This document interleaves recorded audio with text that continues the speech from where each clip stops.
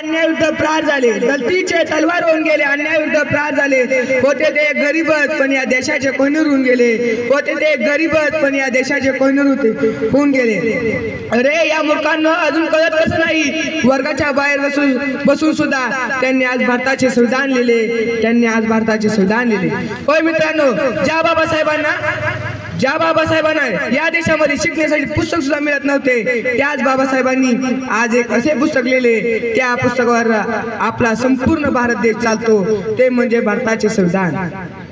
सन्माननीय व्यासपीठ वंदनीय गुरुजनवर्ग इथे जमले माझ्या छोटे मोठे बालमित्रांनो, आज मी तुम्हाला प्रजासत्ताक दिना दिवशी मला समजलेला संविधानाचा अर्थ याबद्दल 2-4 शब्द सांगणार आहे. ते तुम्ही शांतचित्ताने ऐकून घ्यावे अशी माझी नम्र विनंती.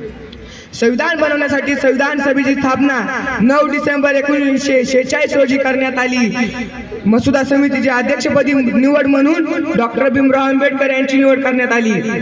राज्यघटनेने 26 जानेवारी 1949 रोजी पूर्णपणे पास झाली व 26 जानेवारी 1950 रोजी पूर्णपणे पास झाली. भारताचे संविधान हे जगातील सर्वोत्तम संविधानापैकी एक आहे. भारताच्या संविधानाची निर्मितीला इसवी सन 1946 ला सुरुवात झाली. इसवी सन 1946 ला सुरुवात झाली. स्वातंत्र्य भारतावर ब्रिटिशांच्या कायद्यानुसार चालणार नाही, तर तो भारताच्या स्वतः तयार केलेल्या कायद्यानुसार चालणार, असे अनेक नेत्यांचा चळवळीत आग्रह होता. संविधान तयार करण्यासाठी एक संविधान सभा तयार केली. 15 ऑगस्ट 1947 रोजी भारत देश स्वतंत्र झाला. तत्पूर्वी भारतावर इंग्रजांचे राज्य होते. इंग्रज सरकाराच्या सोयीसाठी बंगाल प्रांत, मुंबई प्रांत व मद्रास प्रांत असे विभाग पाडून ठेवले होते. या प्रांतामधील तेथील कारभार लोकप्रतिनिधीमार्फत चालवला जात होता. देशातील काही भाग तेथील कारभार स्थानिक राज्य पाहत होते. डॉक्टर बाबासाहेब आंबेडकर हे मसुदा समितीचे अध्यक्ष होते. त्यांनी अहोरात्र अभ्यास व चिंतन करून त्यांनी एक संविधान तयार केले, एक मसुदा समिती सुद्धा तयार केली.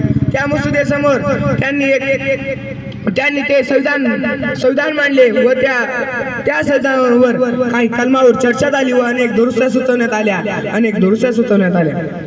संविधान पूर्ण लिहून झाल्यानंतर त्या संविधान सभेने मान्यता दिली आणि 26 जानेवारी 1949 रोजी पासून 26 नोव्हेंबर हा दिवस संविधान दिन म्हणून साजरा करू लागले. 26 जानेवारी 1950 रोजी पासून संविधान तरतुदीनुसार देशाचा राज्यकारभार चालवण्यास सुरुवात झाली व या दिवसापासून भारत देश अस्तित्वात आला. म्हणूनच 26 जानेवारी हा दिवस प्रजासत्ताक दिन साजरा करू लागले. देशाच्या कारभार संबंधीच्या तरतुदी एकत्रितपणे व सुसूत्रपणे नमूद केलेल्या असतात. त्याला संविधान म्हणतात. जाता जाता एवढे म्हणतो की हम नहीं मानते हिंदू और मुस्लिम, हम तो सिर्फ मानता है भारतीयों का संविधान. जय हिंद, जय भारत.